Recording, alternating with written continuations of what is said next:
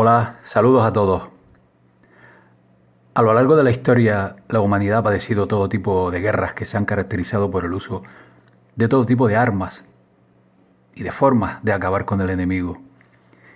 Pero en los últimos 200 años, y sobre todo desde la primera década del pasado siglo, otra forma de guerra, tanto más eficaz que sus predecesoras, porque además busca otros objetivos, se viene desarrollando sin necesitar armas físicas que derramen sangre y muerte, porque esta vez el arma no apunta a tu cuerpo, sino a tu mente.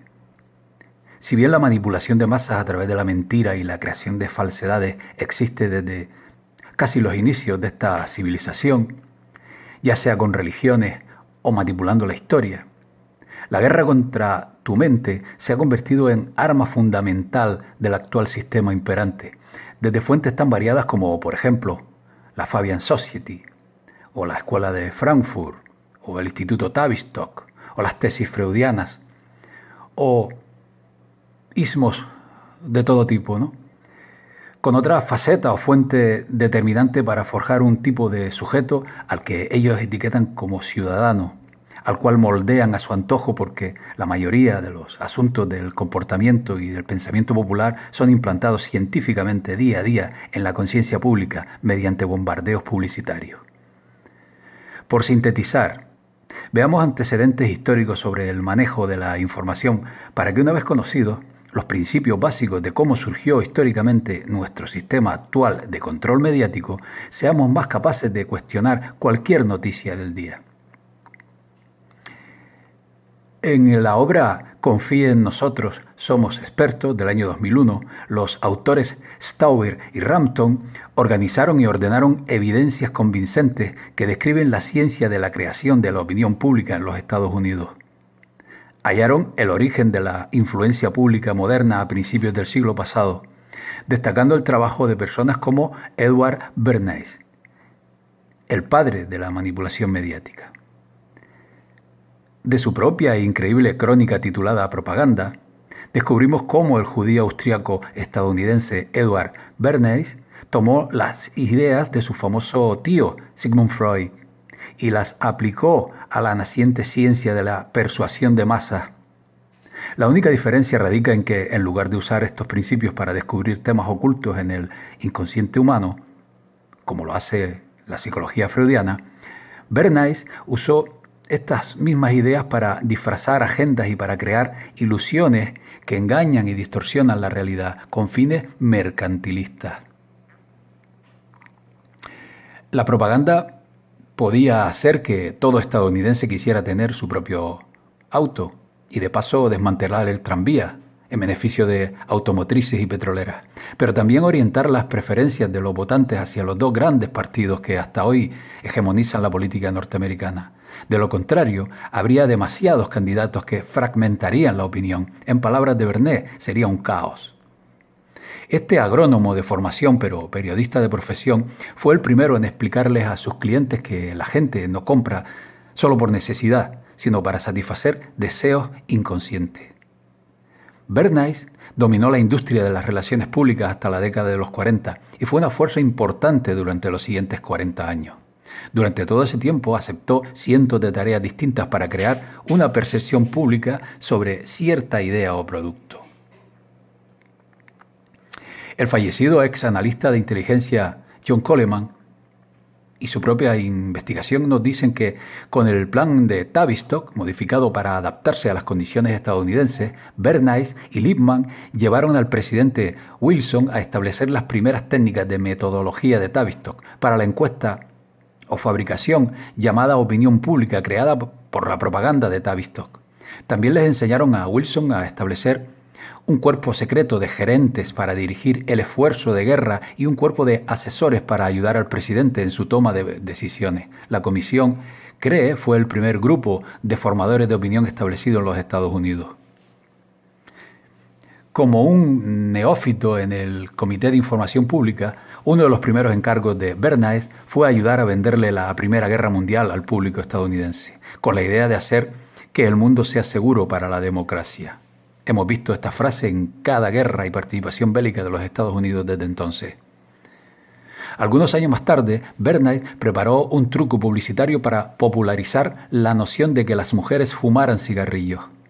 Al organizar el desfile de Pascua de 1929 en Nueva York, Bernays organizó la Brigada de las Antorchas de la Libertad, en la que las sufragantes marcharon en el desfile fumando cigarrillos como un símbolo de la liberación femenina.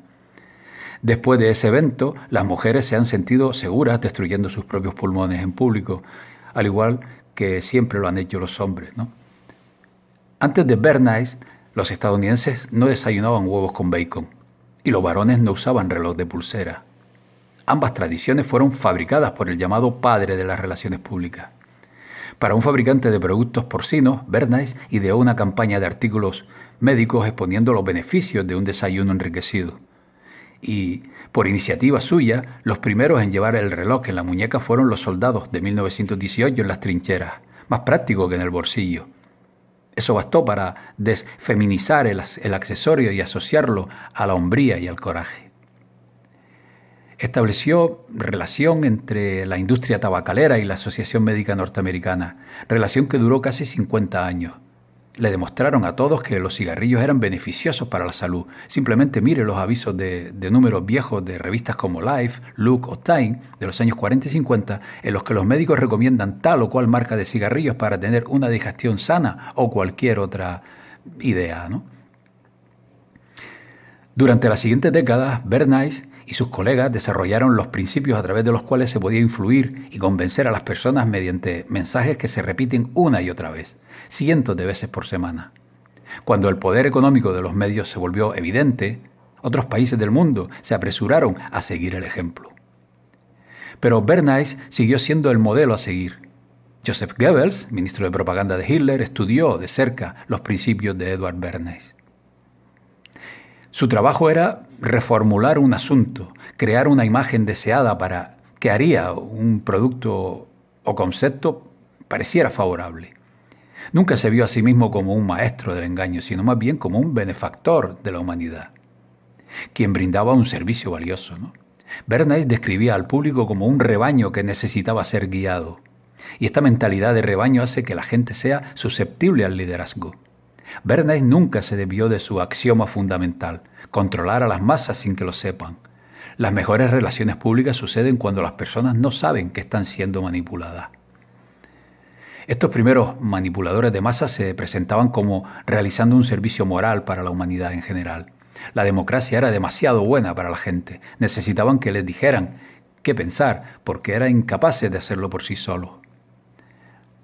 Aquí va un párrafo del libro de Bernays, Propaganda, que dice: quienes nos gobiernan moldean nuestras mentes, definen nuestros gustos o nos sugieren nuestras ideas. Son en gran medida personas de las que nunca hemos oído hablar. Ello es el resultado lógico de cómo se organiza nuestra sociedad democrática. Grandes cantidades de seres humanos deben cooperar de esta suerte si es que quieren convivir en una sociedad funcional sin sobresalto. Y luego viene el dinero, porque, por ejemplo, Procter & Gamble vende su jabón Ivory a millones después de que a Bernays se le ocurriera la idea de patrocinar concursos de esculturas de jabón para niños en edad escolar. Una vez vislumbradas las posibilidades de aplicar psicología freudiana en los medios masivos, Bernays se encontró pronto con más clientes corporativos de los que podía atender. Las corporaciones globales estaban muy interesadas en agradar a los nuevos hacedores de imagen. Había docenas de bienes y servicios e ideas para vender a un público susceptible. A lo largo de los años, estos jugadores han tenido el dinero para hacer realidad sus imágenes. Algunos ejemplos: Philip Morris, Pfizer, Union Carbide, Allstate, Monsanto, la industria del tabaco, la industria del plomo, DuPont, Shell Oil, Standard Oil, Procter & Gamble, Boeing, Dow Chemical, General Motors, Goodyear, etc. Han surgido decenas de firmas como agencias de relaciones públicas para responder a la demanda de manipulación mediática de masa. Aunque son famosas dentro de la industria de las relaciones públicas, son estos nombres que no conocemos y por buenos motivos, ¿no? Las mejores relaciones públicas son aquellas de las que nadie se da cuenta. Durante décadas han creado las opiniones con las que fuimos criados la mayoría de nosotros sobre casi cualquier tema que tiene el más remoto valor comercial incluido. Por ejemplo, medicamentos farmacéuticos, vacunas, la medicina como profesión, la medicina alternativa, el flúor en el agua. el cloro, los productos de limpieza para el hogar, el tabaco, la dioxina, el calentamiento global, la gasolina con plomo, la investigación y el tratamiento del cáncer, la contaminación de los océanos, los bosques y la madera, imágenes de famosos, incluido el control del daño, manejo de la crisis y desastres, alimentos genéticamente modificados, aspartame, aditivos en los alimentos, amalgamas dentales, etcétera, etcétera, etcétera. Bernays aprendió pronto que la manera más efectiva de crear credibilidad para un producto o imagen era mediante el apoyo de un tercero independiente. Por ejemplo, si General Motors dijera que el calentamiento global es un fraude creado por unos activistas ecologistas liberales, la gente sospecharía de los motivos de General Motors, porque la fortuna de esta empresa está basada en vender automóviles. Sin embargo, si un instituto de investigación independiente con un nombre muy creíble, como por ejemplo la Coalición del Clima Global, emitiera un informe científico que dice que el calentamiento global es realmente una ficción, la gente empezaría a confundirse y a tener dudas sobre el tema original.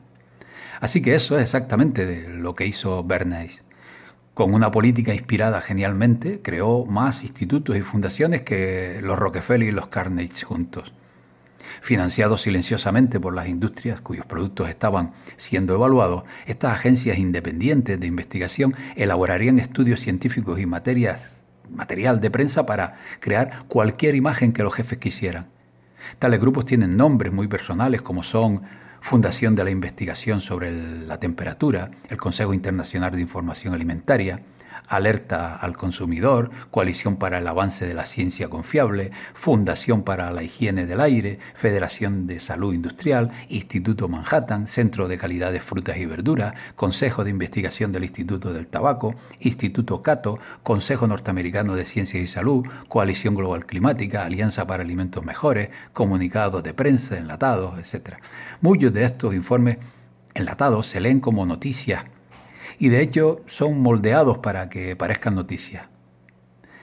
Esto le ahorra a los periodistas el tener que investigar los temas, especialmente cuando se trata de asuntos sobre los que saben muy poco. Secciones enteras del comunicado, en el caso de noticias de televisión, del clip, pueden ser tomadas intactas, sin edición. Se les agrega el nombre del periodista o del diario o de la estación de televisión y voilà, noticias instantáneas, copiar y pegar, escritas por firmas de relaciones públicas corporativas. Sucede cada día, desde que en la década de los 20, Ivy Lee creó el concepto del comunicado de prensa. A veces hasta la mitad de las noticias que aparecen en un número de Wall Street Journal están basados solamente en tales comunicados de prensa. Este tipo de historias están mezcladas con historias investigadas legítimamente, a menos que haya hecho la investigación usted mismo. No hay forma de saber cuál es cuál. Así que cuando vemos que se cita una nueva investigación, deberíamos siempre sospechar primero que la fuente es otro grupo financiado por una industria. A medida que evolucionó la ciencia del control de masas, las firmas de relaciones públicas desarrollaron más lineamientos para ser copiados efectivamente. Estas son algunas de las joyas. Deshumanice al participante atacado, etiquetándolo e insultándolo. Utilice generalidades brillantes usando palabras emocionalmente positivas. Cuando oculte algo, no se exprese de manera simple. Ándese con rodeos para ganar tiempo. Distraiga. Obtenga apoyo de famosos, iglesias, deportistas, personas en la calle, cualquiera que no sea experto en el tema del que se está tratando. El engaño de la gente común. Nosotros los multimillonarios somos iguales que usted. Cuando minimice la infamia, no diga nada memorable.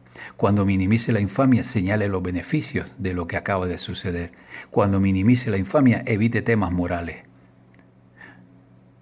Guarde esta lista. Empieza a buscar estas técnicas. No es difícil. Mire el diario de hoy o el noticiero de la noche. Obsérvelo. Estos tipos saben lo que hacen. El director Adam Curtis, con The Century of the Shelf, analiza la influencia de Edward Bernays, el sobrino de Freud, que inventó el trabajo de relaciones públicas, antes llamado propaganda, y que utilizó los conocimientos psicoanalíticos de su tío sobre el inconsciente para crear, para las corporaciones y la CIA, métodos de control y dominio sobre las masas.